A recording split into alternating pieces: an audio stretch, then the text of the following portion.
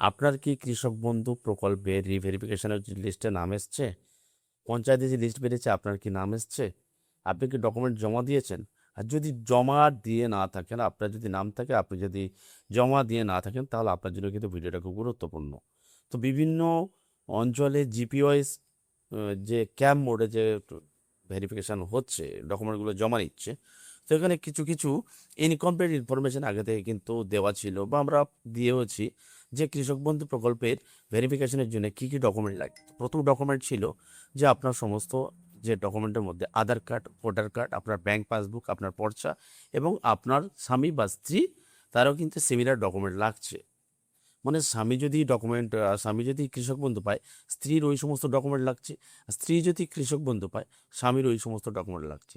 এবং যদি দুজনেই কৃষক বন্ধু পেত, দুজনেই যদি কৃষক বন্ধু পায়, তাহলে সিমিলার দুজনের ডকুমেন্ট কিন্তু ডাবল জেরক্স করে এরটা ওর দিতে হবে, ওরটা এর দিতে হবে। এটা কেন দিতে হচ্ছে, কেন দিতে হবে, সেটা আমি আগে জানাচ্ছি।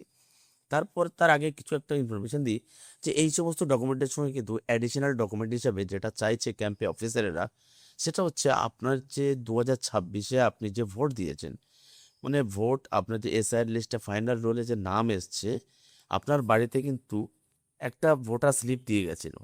সেই ভোটার স্লিপটা কিন্তু ওখানে জেরক্স করে ওখানে জমা দিতে হবে। আর যদি সেই স্লিপটা যদি আপনি হারিয়ে ফেলেন, তাহলে আপনার ইলেকটোরাল রোল থেকে ভোটার লিস্ট ডাউনলোড করে দিতে হবে। সেই লিস্ট, যে লিস্টে ফটো আছে, উইথাউট ফটো যে লিস্ট, সেটা কিন্তু দিলে হবে না। ফটোওয়ালা ভোটার লিস্ট ডাউনলোড করে যে পেজে আপনার নামটা আছে বা আপনার ছবি আছে, সেই পেজটা কিন্তু ওখানে ওর সঙ্গে অ্যাটাচ করে দিতে হচ্ছে। এবার আছে পর্চার কথা। আপনি 2022 সালে যে কৃষক বন্ধু অ্যাপ্লাই করেছিলেন, তখন বা 2020 সাল থেকে যে কৃষক বন্ধু প্রকল্প চলছিল, সেখানে অ্যাপ্লাই করার সময় আপনি কোন পর্চাটা দিয়েছেন আপনি ভুলে গেছেন।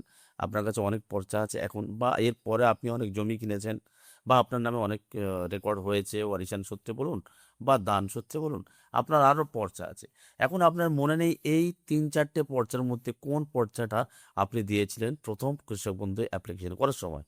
তাহলে এখানে একটা প্রশ্ন থেকে যাচ্ছে, কারণ ক্যাম্পে কিন্তু আপনি যাবেন, আপনার কাছে এটাই বলা হবে যে কৃষক বন্ধু আপনি যে পাচ্ছেন, যে পর্চাটা দিয়েছিলেন সেই পর্চাটা আপনার দিতে হবে। তো এখানে আপনার মনে নেই, তাহলে এখানে আপনি কি করবেন, আপনার যাবতীয় যা পর্চা আছে সব কিছু ওখানে অ্যাটাচ করে দেবেন।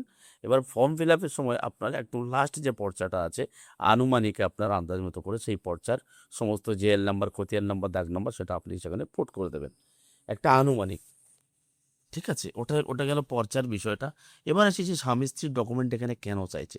দেখুন, এখানে তো তেমন কিছু বলার নেই যে স্বামী স্ত্রীর ডকুমেন্ট কেন চাইছে। তো এখানে একটা কিন্তু আমরা আন্দাজ করে নিতে পারি, কারণ নতুন সরকার আসার পরে একটাই নাড়া বা একটা নীতি কিন্তু বলছে যে যোগ্যরা যেন কোনো প্রকল্প থেকে বাদ না যায়। তো এবারে এখানে আপনি দেখতে পাচ্ছেন আপনার স্ত্রী অন্নপূর্ণা ভাণ্ডার পাচ্ছে, এবারে আপনার স্ত্রী কৃষক বন্ধু পেতে এবং আপনিও পাচ্ছেন। সেক্ষেত্রে এটা ধরে নেওয়া যেতে পারে যে দুজনের মধ্যে একজনের হাতে কৃষক বন্ধু কেটে যেতে পারে।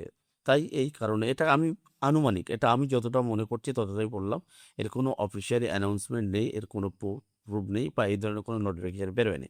এটা কিন্তু আমি আনুমানিক বলছি যে হয়তো দুজনের যে কৃষক বন্ধু প্রকল্পে সুবিধা পেত, হয়তো দুজনের মধ্যে একজনের নামটা কেটে যেতে পারে।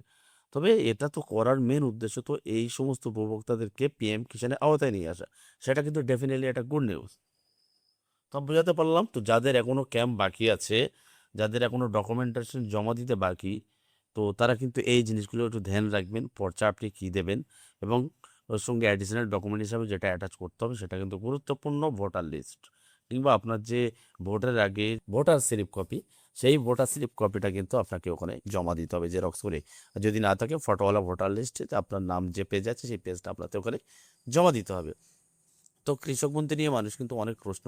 এখানে আরেকটা কথা বলে, তো অনেক দর্শক বন্ধু এখানে কমেন্ট করছে যে আমরা কি নতুন কৃষক বন্ধু প্রকল্পে আবেদন করতে পারবো। দেখুন, এখানে কিন্তু সেই ধরনের কোনো নোটিফিকেশান নেই বা নতুন আবেদন নিচ্ছে না। আরেকটা যেটা প্রশ্ন বারবার উঠে আসছে, যে আমি কৃষক বন্ধু পাই এবং পিএম কিষাণ পাই, তারপরেও কিন্তু লিস্টে আমার নাম এসছে, আমি কি করব।